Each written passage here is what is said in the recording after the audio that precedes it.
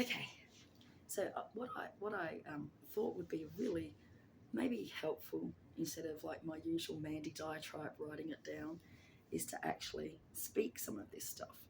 So consider this your first free therapy session, should you choose to take it. Right, anxiety. Let's talk anxiety. Anxiety is one of those things that pretty much everybody's going to experience at some point in their life, and it can either guide you or destroy you. It's up to you. Once upon a time, anxiety was placed in our brains by our evolution. So our experiences over time passed down through our DNA to our offspring. Anxiety was a very, very useful tool for keeping us safe. So picture having to run from a tiger or a bear or something really scary that existed in your immediate environment that you needed to actually feel that anxiety for.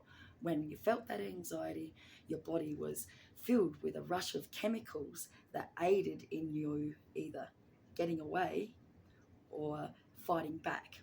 So those are the two primary functions of anxiety: to get you away to safety or to fight back.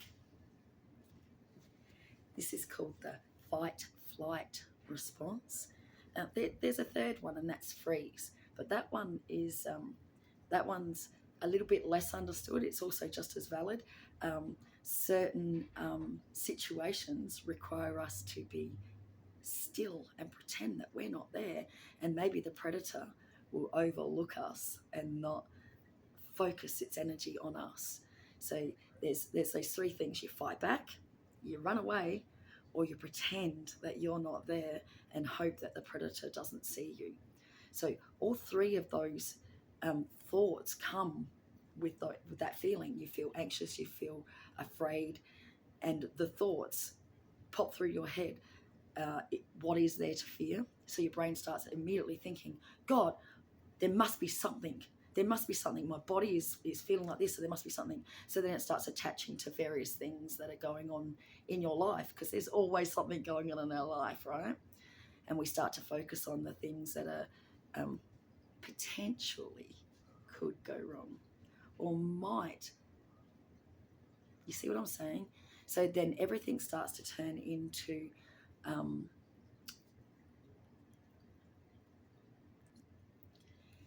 before you know it, we're spending more time thinking about things that might possibly happen than trying to work out what to do about the things that are actually happening. Then it becomes this cycle of, oh shit, you've missed something that happened. You could have reacted to that, but your head was too busy over here reacting to things that weren't actually happening or could potentially happen. You might have missed an opportunity. You might have missed out on what's going on with other people around you because your head is so filled with what might happen that hasn't happened. And this is all a primary function of your brain. This is not a, oh, you terrible person, you've let this happen to yourself. Your brain is literally designed to do this. It gets stuck sometimes in what we call goat tracks, and that's where your brain is like hardcore written something in because something has happened to make it take notice.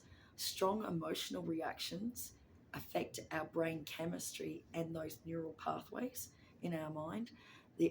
Brain, our physical actual brain, right? It actually changes those and makes this path quicker, the one that we go to, because again, the brain's trying to protect you. It's trying to avoid danger. So if it gets something that elicits that emotion, it's going to remember that. I'm going to remember that, going to mark that down because that's dangerous. We want to make sure that doesn't happen again. Or when it does, we know what to do. So we're going to focus all our energy on making sure that doesn't happen again, or that we can properly respond when it does. And again, your brain is trying to protect you. So it's actually doing this deliberately and with intention, right? It's on your side. You just got to learn how to work with your brain. That's the mind aspect of yourself, to go, oh, okay, here's this function of my brain. And because there was this emotional response here, it's created a zoomier pathway to a response there, when if I didn't have that emotional response, I might have taken a path that went more like this and meandered around. It sort of didn't really, just sort of got there in the end, and it come up with a completely different idea, a completely different solution, a far more thought out one that's not going to turn your world upside down, right?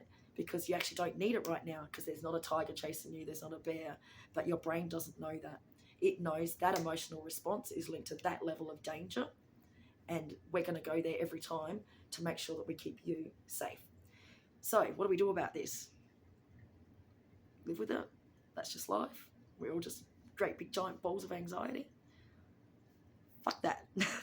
No, we flip that script. We engage with that computer that is our brain, and we help it to take a different pathway by having a different emotional response next time, so that it slows it down. It's not going to go immediately to there because, oh, it's not the same thing. It's not the same thing. Oh, okay. There's no tiger, there's no bear, there's actually no danger anywhere. What do you know about that? Okay, let's play flip the script. Before we can flip the script, we need to truly be grateful that we actually do have this amazing brain that is in fact keeping us safe. Just it's keeping us too safe from things we don't actually need to be kept safe from. But we need to give some gratitude, all right? So we're going to thank you, mind, for reminding me that there was potential danger that you've seen. However, I've got this. I actually know that that wasn't danger, that the emotional response that I had was at a higher level because I didn't know what danger there was. Now we know that's not actually a danger. But thank you for telling me. But don't worry, it's okay.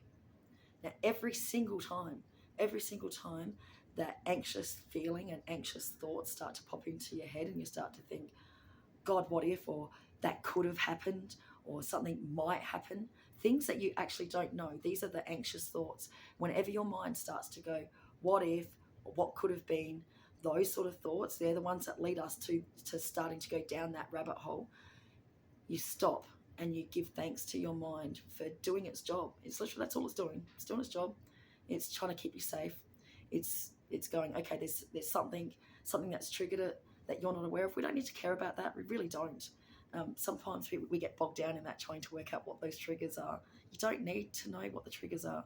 Your brain is functioning on a level that is way faster than what you can keep up with to try and work it out. It knows, and all it needs is reassurance from you. It just needs to know, yes, good work, you did your job. Thank you so much for doing that, but it's okay. That job isn't required right now. Thank you. There's no danger. I'm okay. And continue to do that with this understanding that that's really the truth. That's what's actually going on. Your brain isn't trying to hurt you. Society isn't trying to hurt you. The world outside isn't trying to hurt you. Your past life and experiences aren't trying to come back and haunt you to hurt you. Your fears of the future based on your past experiences aren't there to hurt you. They're there to protect you. They just got it wrong. They just got it slightly wrong, because that danger's not there anymore. And it's really not. And that you don't need to explore whether the danger's real or whether, unless you're in the middle of being raped or something, come on. You know what I'm saying? I'm talking about that free-floating anxiety that we start pinning all those thoughts on, right? If you're walking alone at night and you hear footsteps behind you, that's a very valid reason to feel that fear adrenaline and to act upon it. Am I actually safe? Is there something going on? There are many scenarios where we can say that those are proper responses. But sometimes when we have that response, our brain gets stuck there, and that's all it will do. is keep bringing it back to that. It's like, I feel a little bit of fear, maybe something like that thing that you already experienced is happening, and we're going to start checking everything to try and keep us safe. Remember, that's the primary function of that part of the brain, is to keep you safe. It existed before you had conscious thought. That part to keep you safe existed before you had conscious thought. The fear response is evident in newborn babies. It's there for a reason, to keep us safe. So with gratitude, we thank our brains for doing the best job that they can do with the information that they have. But hey, here's some new information.